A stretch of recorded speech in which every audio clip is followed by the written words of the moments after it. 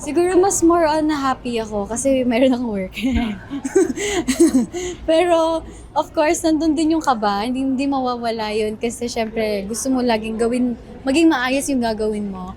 Kaya minake sure ko na since syempre lagi naman kada project laging kailangan ikaw yung magbubuhat sa sarili mo. So, minake sure ko talaga na aaralin ko yung bawat characters. Kasi minsan medyo nakakalito din siya, lalo na halos sabay-sabay po naming sinut po. Nakakatuwa kasi parang nang dahil sa tiwala din ni Boss Vic, parang mas nagkaroon ako like ng courage na mas maniwala pa din sa sarili ko.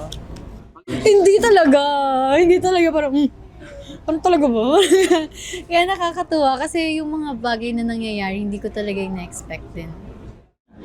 Pinaka-excited akong gawin talaga is yung nalaman ko makakasama ko si Miss Claudine sa bahay-bahayan.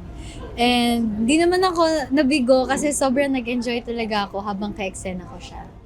Na-challenge, tulad ng sabi ko kanina, na-challenge po talaga ako kay Miss Rufa.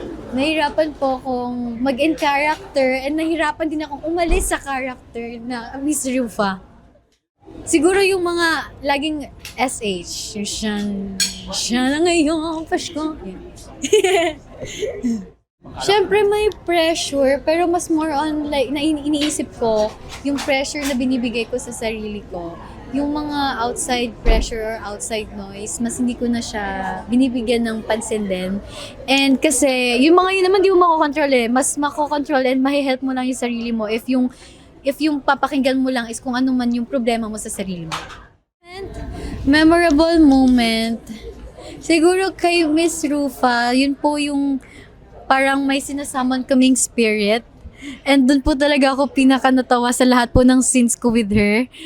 And kay Miss Claudine naman po, siguro yung nag-aaway na po kami. Kasi doon parang kahit halimbawa may scene po kasi doon na tinatapon ko yung mga nasa loob ng bahay-bahayan. Gusto niya itapon ko talaga sa kanya mismo. Eh nung unang take, tinatapon ko lang sa floor, nagwawala lang ako sa floor. Hindi, itapon mo talaga sa akin. Gusto ko. So parang natakot ako doon. Parang hala, baka mapalakas. So, ginawa ko na lang. Kumuha ko ng pinakamaliit. Tapos yun yung tinapo ko sa kanya. Yan. Kay Marco, sa scene ko with Marco, pinaka-memorable ko is yung scene na yung magka-scene, masasabi ko, masaspoil ko pala. Basta yung scene namin together na medyo challenge, di naman siya super challenging, pero medyo maano siya, pero hindi ako na-feel uncomfy na ka-work siya or gawin yun sa kanya. Kay Rob, memorable, siguro, yung scene na kumakanta siya na, ano nga ba yung kanta niya? Basta may scene doon na kumakanta siya and wala lang, gusto ko lang kasi music. Gusto ko lang yung song kasi. Opportunity, siguro yung sa opportunity, makikita nila kung like, yung iba't ibang genres na kaya kong gawin. Yung flexibility ko as an actress din. Madami akong lessons din na natutunan dito kasi bukod sa yung mga lessons sa mga nakaka-work mo. Kasi ang dami mo matututunan eh about work mo, yung work ethics mo, about yung character mo as a human or kung paano ka makitungo sa mga tao. Natututunan ko yun sa mga nakaka-work ko. And bukod doon, pinaka natuwa ako sa mga na-remind akong life lessons sa bawat story. Growth, to define growth, I think it's to never stop learning. Always have the willingness to learn and to see your mistakes. Kasi wala naman talagang perfect. And kung i-acknowledge mo yung mga mistakes mo, mas dun mo malalaman kung ano yung dapat mong i-improve. And dun ka mas mag-grow. Gusto ko, of course, maramdaman din nila kagaya nung kung ano man yung gusto naming i-offer sa kanila. Like, pagkilig, sana maramdaman nila din yung kilig.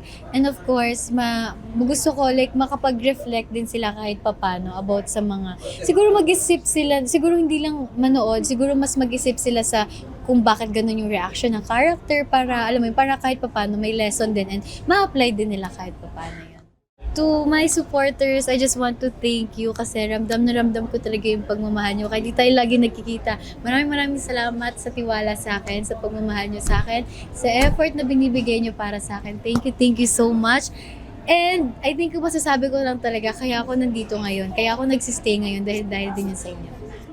Yes, and ako po si Ashlyn Olvigan. Gusto ko po kayo imbitahan manood ng Ashlyn's Anthology. This March 13 na po yan, only on Viva One.